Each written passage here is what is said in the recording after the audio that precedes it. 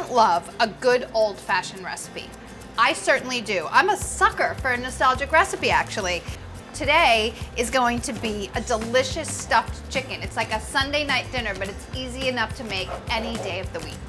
The first thing that you do is cut a nice thick slice of rustic bread. You're gonna need about 2 cups of bread cubes for this recipe, so that could be 1 or 2 slices depending on the size of your bread. If it's really big, it'll only be 1 slice, but I'm using 2 here, and then cut them into about 1-inch cubes. Spread the bread cubes out on a baking sheet in a single layer and dry them out in a 450-degree oven. Just 450 because that's what you're gonna roast your chicken at, until it's dry and just lightly golden, probably about 5 to 7 minutes. Now you just get your aromatics ready. What are your aromatics? An onion, a stalk of celery, and some garlic. This is a very, very simple stuffing with just the onion, celery, garlic, and a little bit of thyme. I think it's a classic flavor combination. If you wanted to change it up a little bit, feel free. You can vary it lots of different ways, but sometimes you just want to go classic, you know? Why mess with perfection? Keep it simple. 3 cloves of garlic.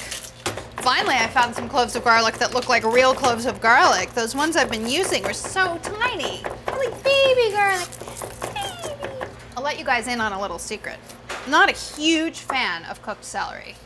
It definitely has its place, and this is one of them, but that may be why you find that we don't use celery that much in our cooked dishes. It's my own personal taste, affecting every dish that we develop here at Everyday Food. Hey, I can be objective. I don't like red peppers either. The veg are gonna get sauteed in a couple tablespoons of butter. You could use olive oil if you prefer, but I like the flavor of the butter here. Add your veg now and saute them until the onions are translucent and softened. I think my bread's probably ready. Should I take it out of the oven? It's very exciting. Oh yeah. Just in time too, I might add. They're very golden brown and they're quite dry, so they're perfectly ready. 1 teaspoon of dried thyme. You can use fresh here if you have it, but I think the dry thyme is something that you can easily keep on hand. But it's salt, and then the bread cubes go right into the vegetable mixture. Just moisten it lightly. You don't want it wet and soggy, but you do want it moistened slightly so everything comes together. And I'm gonna use some chicken stock. I have 2/3 of a cup, but I'm gonna start with about 1/3 of a cup, and then just see if I need to add more. You really don't want it soggy, but it definitely helps absorb all the flavors if it's just slightly moist. I think it could use a little bit more. It seems slightly hard still.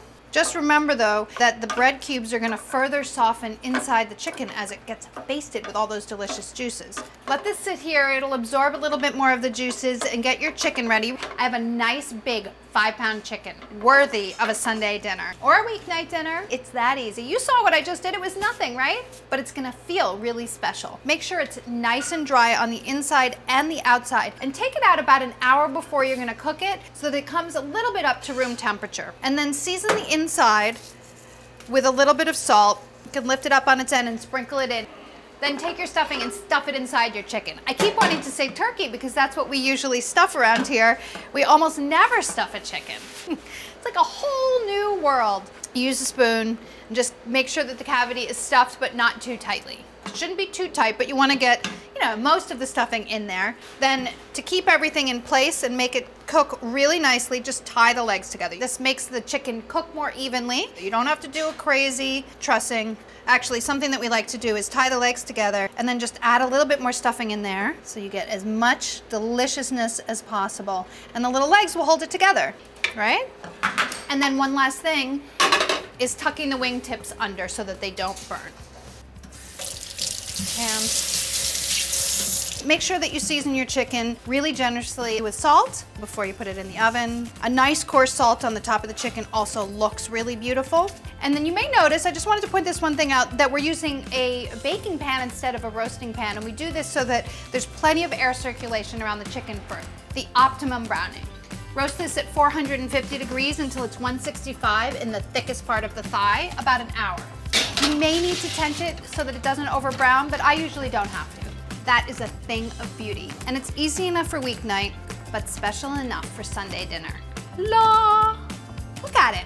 It is a golden delight.